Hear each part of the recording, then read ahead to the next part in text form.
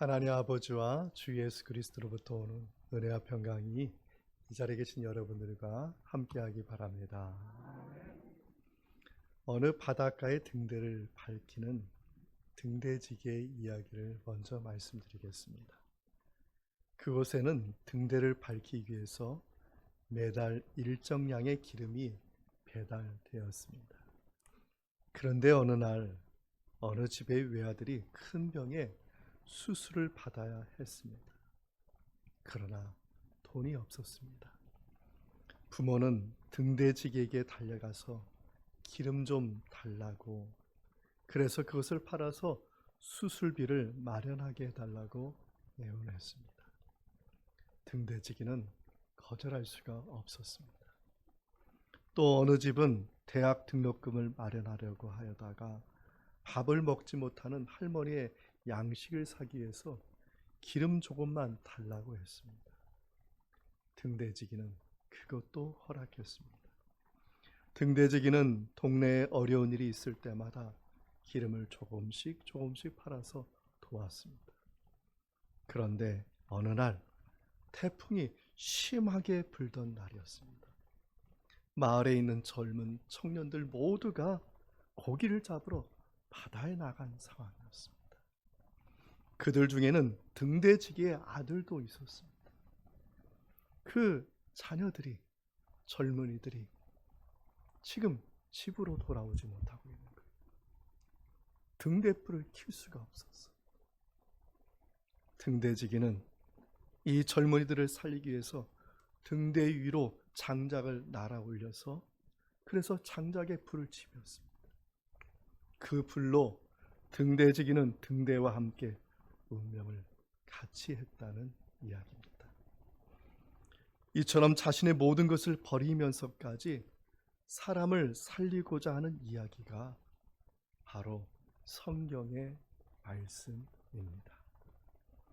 하나님 아버지는 인간을 위하여 모든 것을 주시는 분이십니다. 인간의 구원을 위해서라면 독생자 외아들 예수 그리스도까지 십자가에 내어 주시는 분이십니다.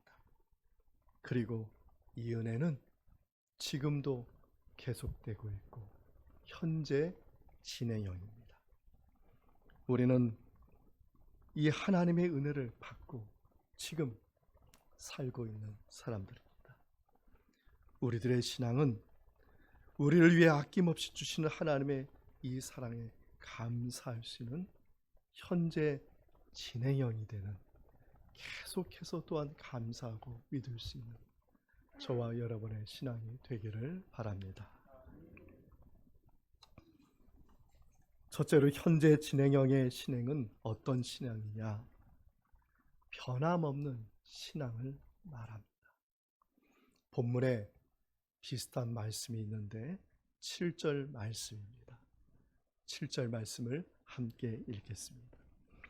너희 믿음의 확실함은 불로 연단하여도 없어질 금보다 더 귀하여 예수 그리스도께서 나타나실 때 칭찬과 영광과 존귀를 얻게 할 것이니라. 아멘.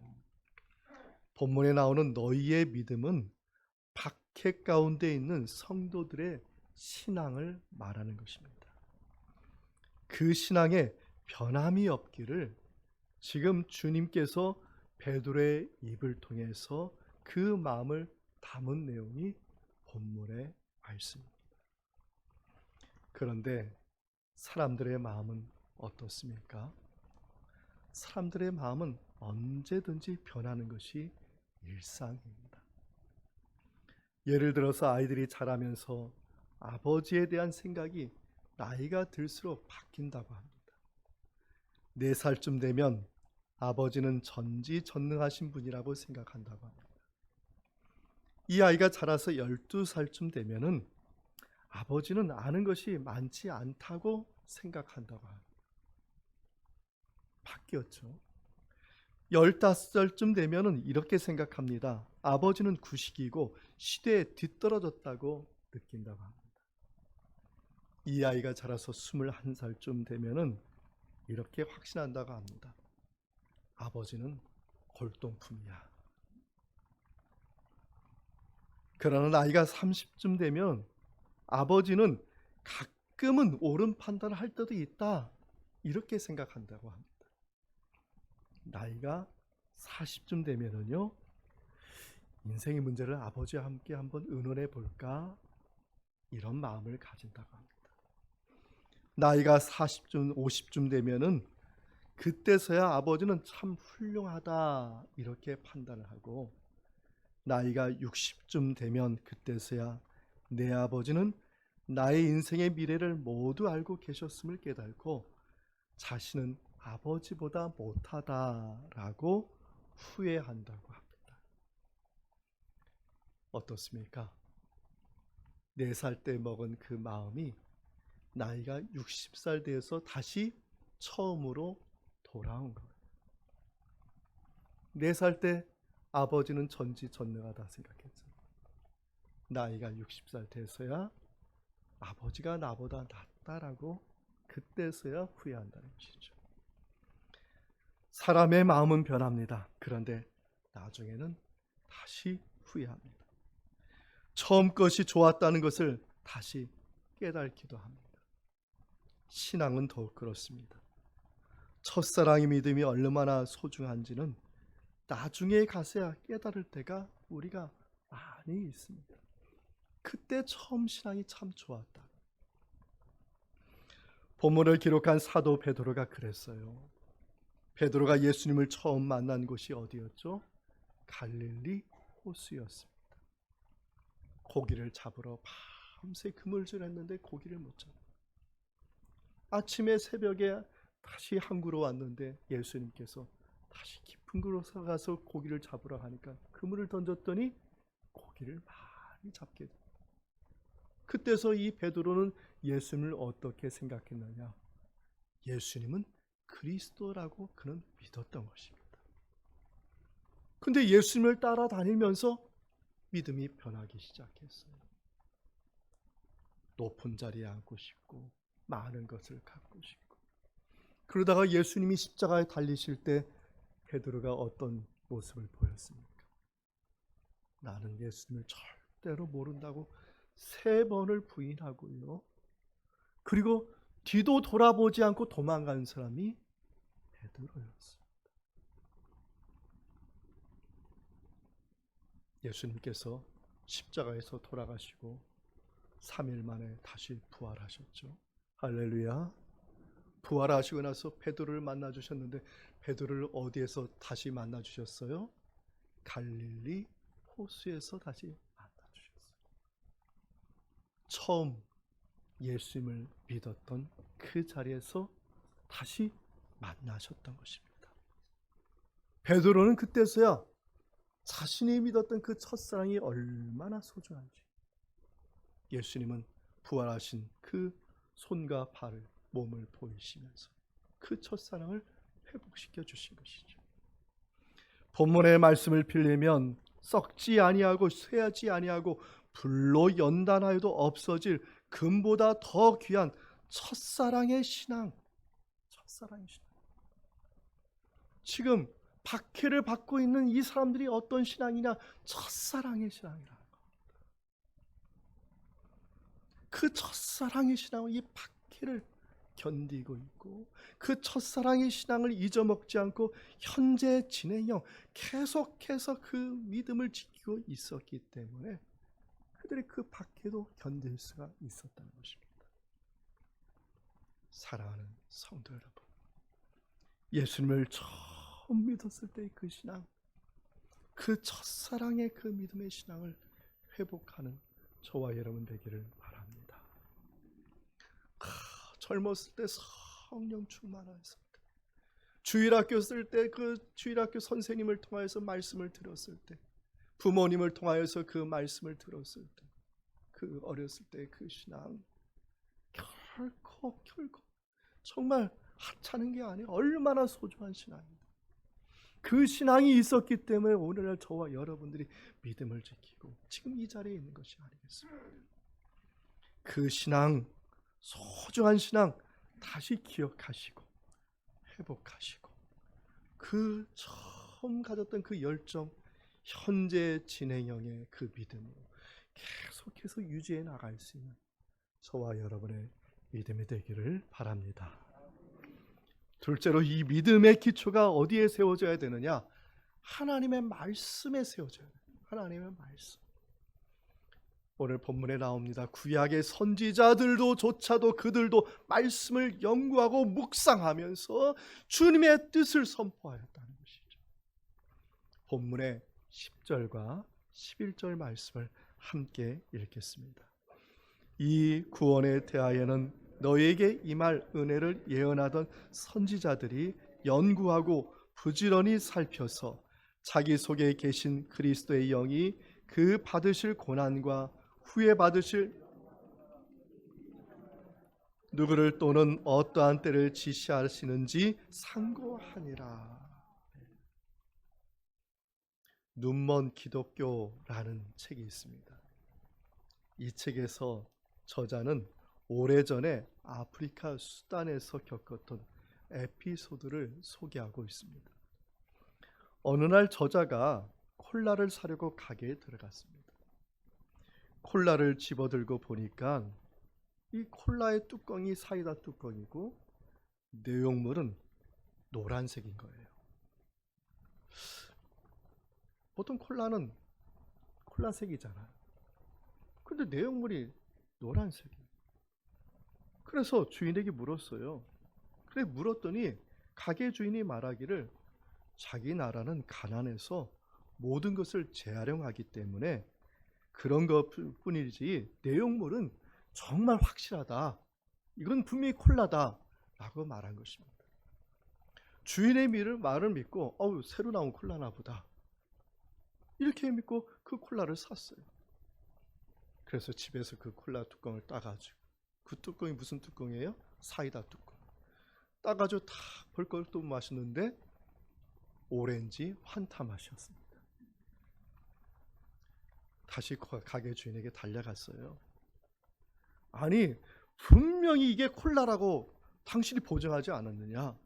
그랬더니 그 주인이 이렇게 말합니다.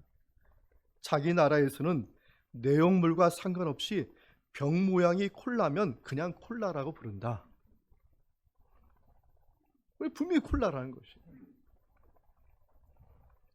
말씀 위에 세워지지 않은 신앙의 모습은 이런 모습이 될 수가 있습니다.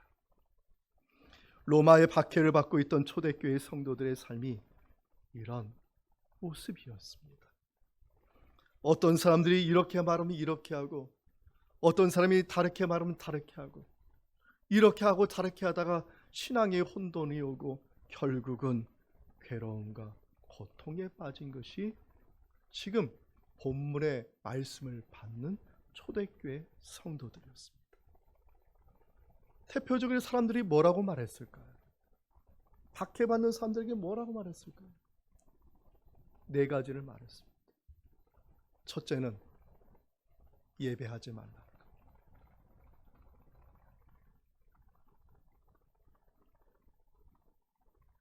너희들이 박해받는 이유가 뭐냐? 예배하기 때문에. 둘째는 말씀을 듣지 말라.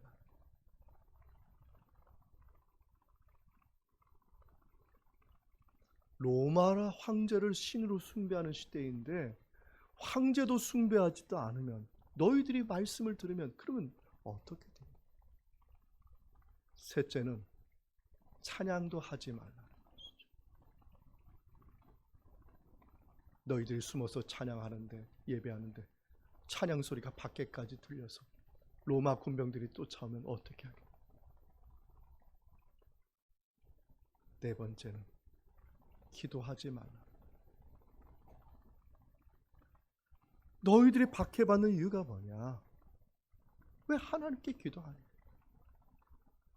우리가 믿는 이방신들 다 있는데 우상 숭배하면 되지 않나요?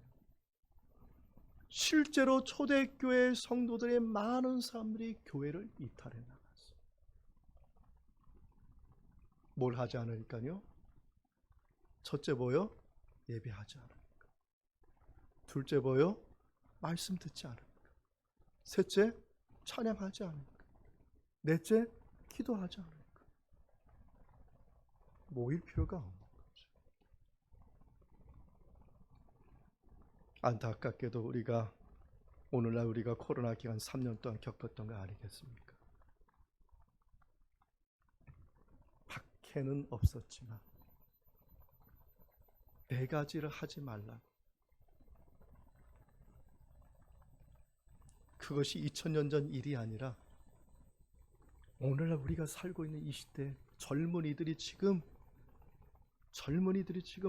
3년의 이 습관을 길들여서 지금 젊은이들이 교회를 나가지 않습니다.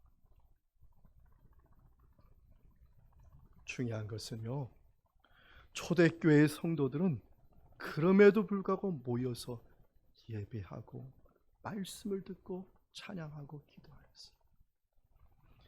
예배하고 말씀을 듣고 찬양하고 기도할 때 그들이 무엇을 느꼈어요? 우리 가운데 임재하신 하나님, 우리 가운데 부활하신 그 주님의 그 은혜, 그 은혜를 느끼니까, 그 은혜를 경험하니까, 그러니까 더욱더 모이게 힘쓸 수밖에 없는 것이죠. 저를 따라서 해보겠습니다. 예배합시다. 말씀 들읍시다. 찬양합시다. 기도합시다. 여러분, 오늘날 쉼을 얻으려고 해외도 많이 나가고, 그리고 또 집에서 잠도 많이 자고 합니다. 그런데 하루 종일 누워 있어 보세요. 정말 쉼이 오던가요? 몸이 피곤하죠. 해외여행 가고 어디 가고 그냥 가느라고 바빠요. 그 쉼이 오던가요? 우리는 쉼이라고 얘기하면서 결국까지는 쉼을 얻지 못해요. 하나님이 주시는 쉼, 하나님이 주시는 은혜, 하나님이 주시는 평강은 어디서 얻느냐? 예배하고 말씀 듣고 찬양하고 기도할 때, 할렐루야, 그 성령님이 주시는 거잖아요. 성령님이 주시는. 저는 이 4박자의 신앙생활이 정말 이 말씀에 근거하는 거 아니겠습니까? 초대교회 성도들이 말씀에 근거해서 예배하고 말씀 듣고 기도하고 찬양하는 이 신앙 계속해서 잘 유지하셔서 정말 하나님이 주시는 은혜와 참된 쉼과 평강을 얻는 저와 여러분의 삶이 되기를 바랍니다.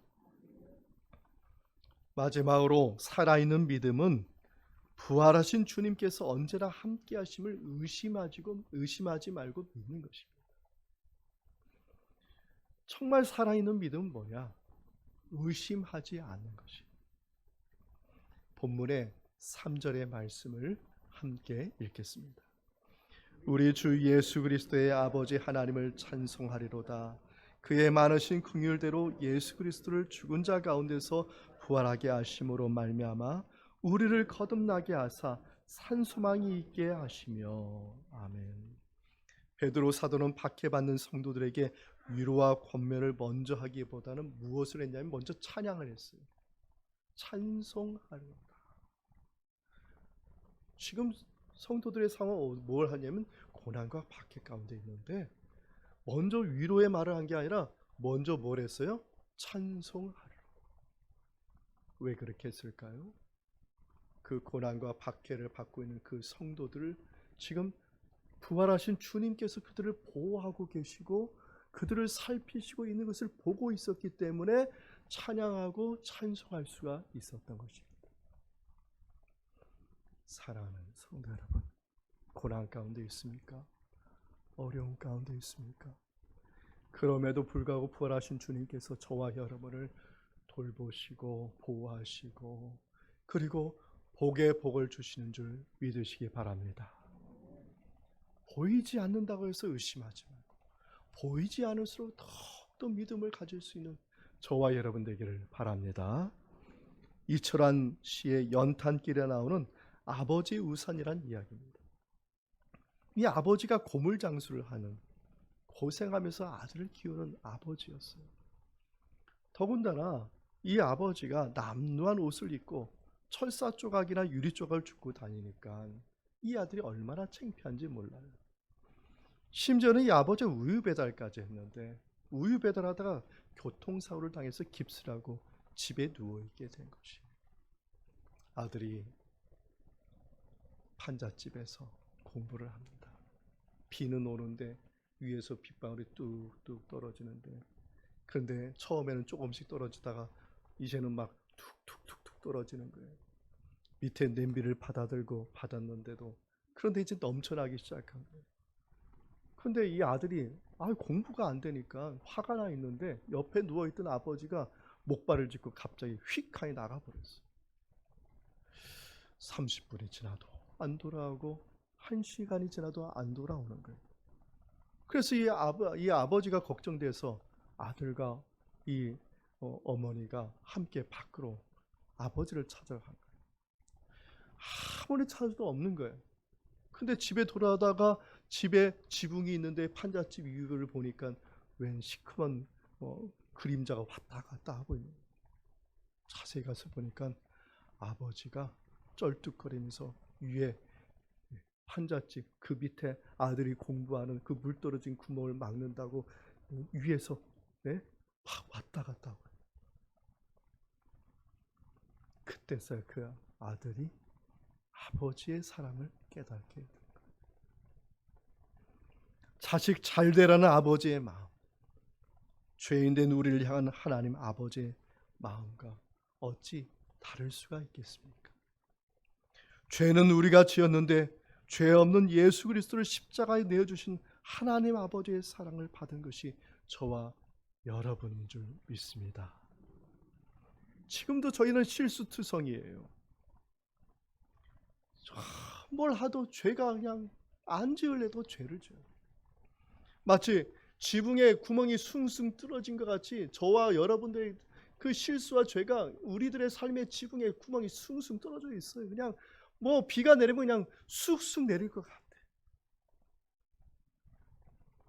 그리고 그 비바람에 폭풍에 우리의 인생이 확 날아갈 것 같은데 저와 여러분 이렇게 버젓하게 앉아있잖아요. 왜 앉아있는 거예요?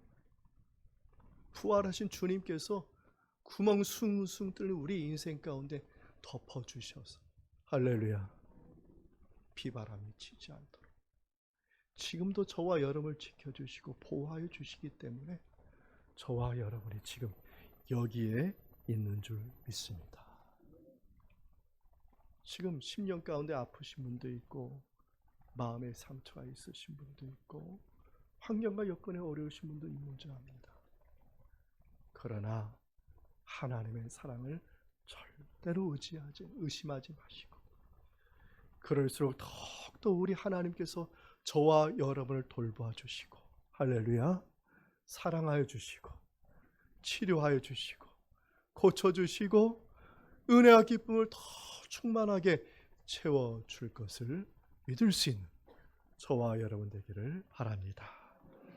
베드로전서 1장 8절 말씀인데요, 제가 좀 쉬운 성경 버전으로 앞에 스크린에 놨습니다. 우리 뜻을 생각하면서 우리 함께 읽어보겠습니다. 여러분이 예수 그리스도를 본 일은 없지만 예수 그리스도께 사랑을 고백합니다. 지금 이 순간 그분의 모습을 보지 못하면서도 그분을 믿고 있고 여러분의 마음은 설명할 수 없는 기쁨으로 가득 차 있습니다. 아멘. 사랑하는 성도 여러분, 여러분의 첫사랑의 믿음을 회복하기 바랍니다. 그 첫사랑의 그 믿음과 기쁨과 그 감격을 이 시간 우리의 예배를 받으신 주님께서 우리들의 마음에 기쁨과 은혜로 충만하게 채워줄 줄 믿습니다. 그리고 끝까지 살아있는 믿음으로 산소망 되신 예수님을 의지하여 현재 진행형의 믿음으로 예배하고 말씀 듣고 찬양하고 기도하는 삶을 쉬지 않고 나아갈 때 우리 하나님께서 주시는 귀한 은혜를 받을 뿐만 아니라 칭찬받는 저와 여러분 되기를 주님의 이름으로 축원드립니다. 이 말씀의 은총이 예수 그리스도 안에서 여러분의 마음과 생각을 지키시기 원합니다. 아멘.